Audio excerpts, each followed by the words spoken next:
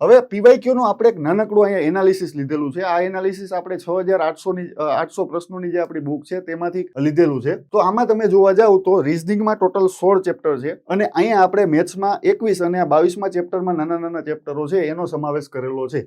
તો જુઓ આમાં આપણે કઈ વસ્તુ જોવાની છે, તો ગયા વખતે જે 71 શિફ્ટ હતી તેમાં જોવા જાવ તો સમસંબંધના 400 જેટલા પ્રશ્નો, ગાણિતિક પ્રક્રિયાઓ એટલે કે મેથેમેટિકલ ઓપરેશનના 313 જેટલા પ્રશ્નો, નંબર સિરીઝના જોવા જઈએ તો 299, આ જ રીતના ડીઆઈના 271, આ જ રીતના માહિતીની પર્યાપ્તતાના 265, લોહીના સંબંધના 200 જેટલા પ્રશ્નો પૂછવામાં આવેલા હતા. આ રીતના અલગ અલગ ચેપ્ટરનું છે એ એનાલિસિસ આપણે તમને અહીંયા જોવા મળે છે. ઈ સેમ ટુ સેમ આપણે જો મેથ્સમાં જોવા જઈએ તો મેથ્સમાં ટકાવારી અને વળતર આના સૌથી વધારે પ્રશ્નો જોવા મળેલા હતા. એના પછી સરેરાશ છે, ગુણોત્તર પ્રમાણ છે, સમય અંતર ઝડપ છે.